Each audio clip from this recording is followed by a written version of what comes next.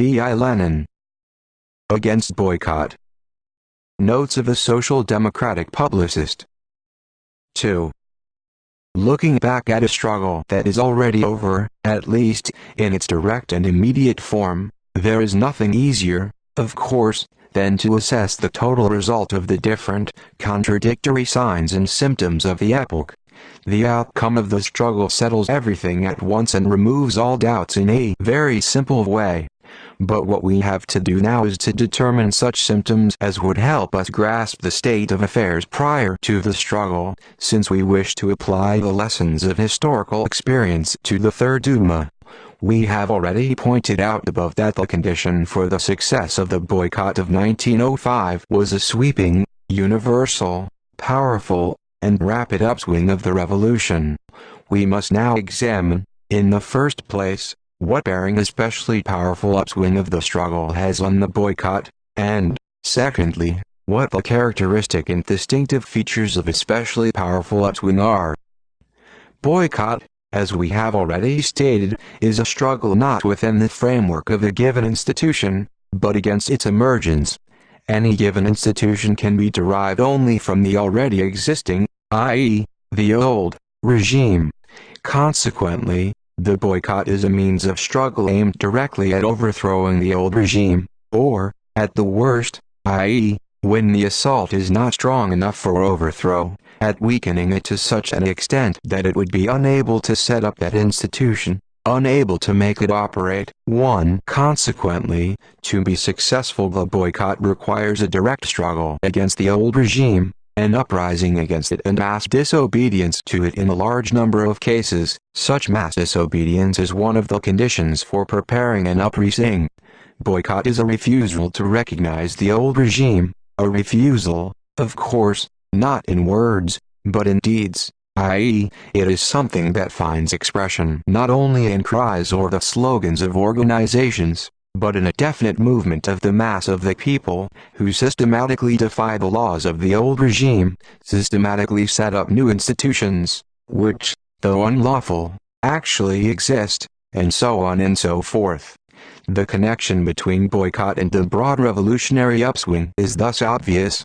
Boycott is the most decisive means of struggle, which rejects not the form of organization of the given institution, but its very existence. Boycott is a declaration of open war against the old regime, of direct attack upon it. Unless there is a broad revolutionary upswing, unless there is mass unrest which overflows, as it were, the bounds of the old legality, there can be no question of the boycott succeeding. Passing to the question of the nature and symptoms of the upswing of the autumn of 1905, we shall easily see that what was happening at the time was an incessant mass offensive of the revolution, which systematically attacked and held the enemy in check. Repression expanded the movement instead of reducing it. In the wake of January 9 came a gigantic strike wave, the barricades in Lodz, the mutiny of the Potemkin.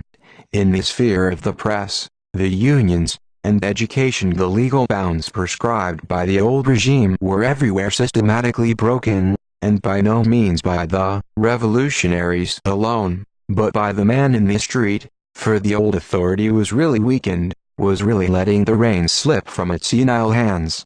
A singularly striking and unerring indication of the force of the upswing, from the point of view of the revolutionary organizations, was the fact that the slogans of the revolutionaries not only evoked a response but actually lagged behind the march of events.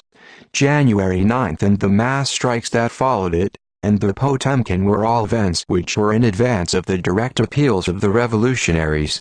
In 1906, there was no appeal of theirs which the masses would have met passively, by silence, or by abandoning the struggle. The boycott under such conditions was a natural supplement to the electrically charged atmosphere.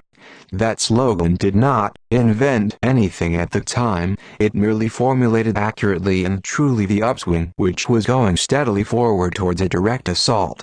On the contrary, the inventors, or Mensheviks, who kept aloof from the revolutionary upswing, fell for the empty promise of the Tsar in the shape of the Manifesto or the Law of August 6 and seriously believed in the promised change over to a constitutional monarchy.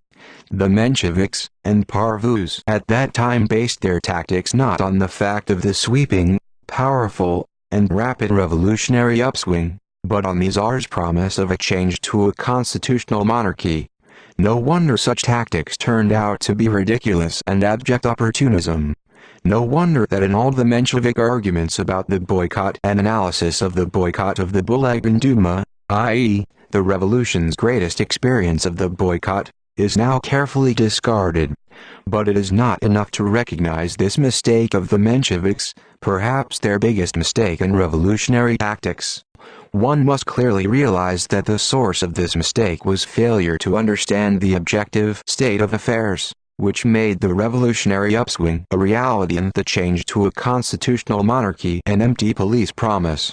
The Mensheviks were wrong not because they approached the question in a mood devoid of subjective revolutionary spirit, but because the ideas of these pseudo-revolutionaries fell short of the objectively revolutionary situation. It is easy to confuse these reasons for the Mensheviks' mistakes, but it is impermissible for a Marxist to confuse them.